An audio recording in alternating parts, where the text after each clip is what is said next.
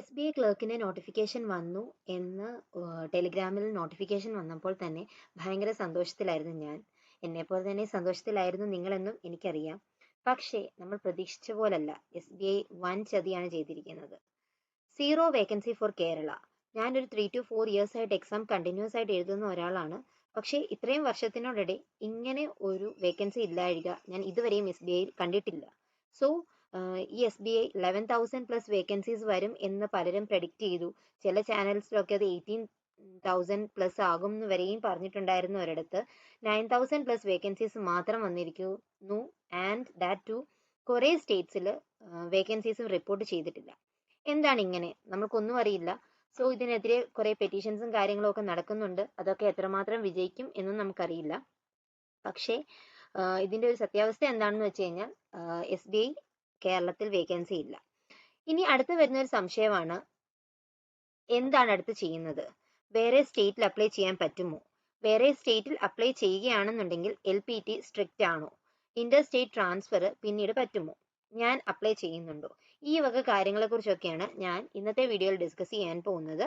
So അതിനു മുൻപ് ഞാനൊരു ഗിവ് അവേ കൊടുക്കുന്നതായിട്ട് നേരത്തെ ഒരു വീഡിയോയിൽ പറഞ്ഞിട്ടുണ്ടായിരുന്നു. ആൻഡ് 20th ആണ് ലാസ്റ്റ് ഡേറ്റ് ഉള്ളത്. ഗിവ് അവേയുടെ റൂൾസ് എന്താണെന്നും കാര്യങ്ങളും ഒക്കെ അറിയാൻ വേണ്ടിയിട്ട് ഇതിനു മുൻപുള്ള ഒരു വീഡിയോയിൽ ഡീറ്റെയിൽ ആയിട്ട് ഡിസ്ക്രൈബ് ചെയ്തിട്ടുണ്ട്. സോ നിങ്ങൾക്ക് ഈ ഒരു ഗിഫ്റ്റ് വേണം എന്ന് ആഗ്രഹമുള്ളവരാണെന്നുണ്ടെങ്കിൽ ആ റൂൾസ് ഒക്കെ ഫോളോ ചെയ്യുക and stay tune till 20th August. Okay, so നമുക്ക് ബാക്കി കാര്യത്തിലോട്ട് വരാം. ഇനി എന്താണ് ചെയ്യാൻ പറ്റുന്നത്? ഇനി ഒട്ടുമിക്ക ആൾക്കാരും നമ്മളുടെ ഡിസ്കഷൻ ഗ്രൂപ്പിലാണെന്നുണ്ടെങ്കിലും ഇനിയിപ്പോൾ ഉള്ള ടെൻഷൻ എന്താണെന്ന് വെച്ച് കഴിഞ്ഞാൽ തമിഴ് പഠിക്കാൻ ഉള്ള ടീച്ചേഴ്സിനെ തപ്പുന്നു, കർണാടക പഠിക്കാനുള്ള ടീച്ചേഴ്സിനെ തപ്പുന്നു. അങ്ങനെയുള്ള ഡിസ്കഷൻസ് ഒക്കെ ഞാൻ കുറേ നമ്മളുടെ ടെലിഗ്രാം ചാനലിലാണെങ്കിലും കണ്ടിട്ടുണ്ടായിരുന്നു. അതുപോലെ തന്നെ ഇപ്പോൾ നിങ്ങൾ അറിയേണ്ട ഒരു കാര്യം എന്താണെന്ന് വെച്ച് കഴിഞ്ഞാൽ ഇത് പഠിക്കാനും അതുപോലെ തന്നെ തമിഴ്നാട്, കർണാടക പോലെ നമ്മളുടെ നെയ്ബറിംഗ് സ്റ്റേറ്റ്സിലൊക്കെ അപ്ലൈ ചെയ്യുന്നതിനോട് ഞാൻ ഒരിക്കലും എതിര് പറയുന്ന ഒരാളല്ല. എന്നോട് കുറേ പേര് ചോദിച്ചു, ചേച്ചിയുടെ എന്താണ് ചേച്ചി പറയുന്നത് എന്നൊക്കെ ചോദിച്ചു എനിക്ക് കുറേ പേര് മെസ്സേജ് വിട്ടിട്ടുണ്ടായിരുന്നു. പക്ഷേ മെയിൻ ആയിട്ടുള്ളൊരു കാര്യം എന്താണെന്ന് വെച്ച് കഴിഞ്ഞാൽ പ്രിലിംസും മെയിൻസും കഴിഞ്ഞിട്ട് വേണം നമ്മൾ ഈ ഒരു LPT ക്വാളിഫൈ ചെയ്യാൻ. ആൻഡ് LPT സ്ട്രിക്റ്റ് ആണ് എന്നാണ് പലരും പറഞ്ഞ് കേട്ടിട്ടുള്ളത്.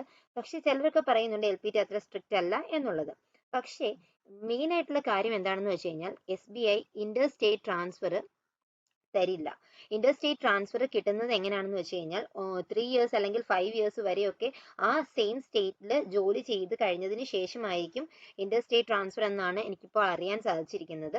സോ അതുകൊണ്ട് തന്നെ നമ്മൾ ഇപ്പോഴത്തെ ആ ഒരു ഇതിൽ പോയി വേറെ സ്റ്റേറ്റ് വെച്ച് കഴിഞ്ഞാലും മേ ബി അത് കഴിഞ്ഞ് അവിടെ തന്നെ നമുക്ക് ഫോളോ അപ്പ് ചെയ്ത് പോകാൻ ചിലപ്പോൾ ഡിഫിക്കൽട്ടീസ് ഉണ്ടാവും. അങ്ങനെ പോകുന്നവരെ ഞാൻ ഒരിക്കലും ഡീമോട്ടിവേറ്റ് ചെയ്യുകയല്ല. ആൻഡ് ഓൾസോ ഈ തമിഴ് അതുപോലെ തന്നെ കന്നഡ പോലുള്ള ലാംഗ്വേജസ് നിങ്ങൾക്ക് നന്നായിട്ട് അറിവുണ്ടായിരിക്കണം. അത് ഫ്ലുവൻസി മെയിൻ ആയിട്ടും ഉണ്ടാവേണ്ട ഒരു കാര്യമാണ്. സോ അതൊക്കെ ഉണ്ട്. തമിഴ് പഠിക്കാം അല്ലെങ്കിൽ കന്നഡ പഠിക്കാം എന്ന് ഉറപ്പുള്ളവരും അതുപോലെ തന്നെ ഇതിലൊക്കെ ഫ്ലുവൻ്റ് ആയിട്ട് ചെയ്യാൻ പറ്റുമെന്നുള്ളവരും മാത്രം ഈ ഒരു ഡിസിഷൻ എടുക്കുക. അതുപോലെ തന്നെ ഞാൻ വേറൊരു ഇത് കണ്ടായിരുന്നു. അതായത് SBI ഫസ്റ്റ് LPTയിൽ നിങ്ങളിപ്പോൾ ക്വാളിഫൈ ചെയ്യാൻ പറ്റിയില്ല എന്നുണ്ടെങ്കിലും LPT അടുത്തൊരു ചാൻസ് കൂടി തരും എന്ന് ഞാൻ ഇങ്ങനെ കണ്ടിട്ടുണ്ടായിരുന്നു.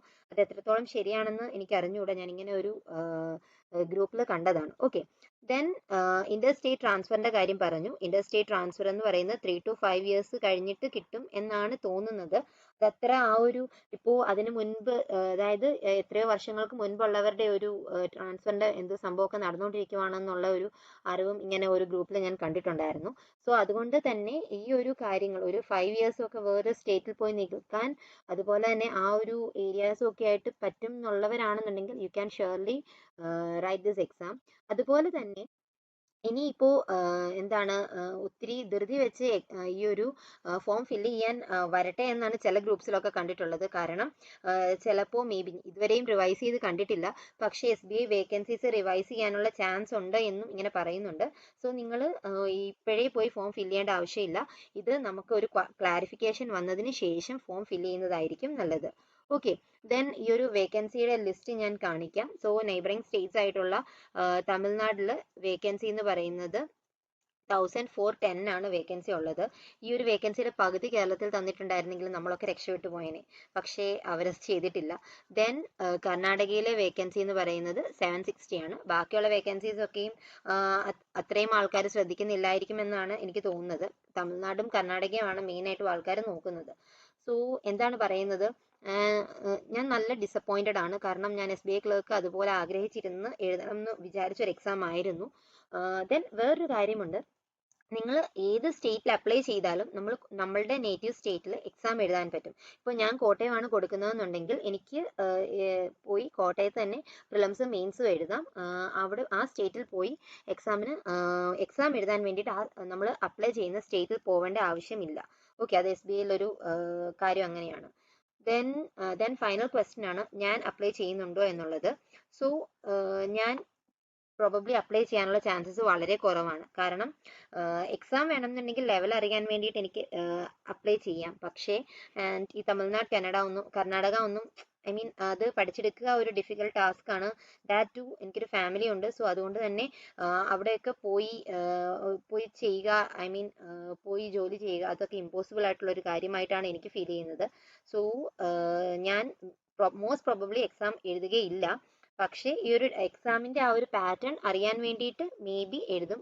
അതെന്നാലും ഒരു 0.1% ചാൻസ് മാത്രമാണുള്ളത്. ഈ ഒരു എക്സാം പോയി വേറൊരു സ്റ്റേറ്റിന് വേണ്ടിയിട്ട് ഞാൻ എഴുതാനുള്ള ചാൻസസ് വളരെ കുറവാണ്.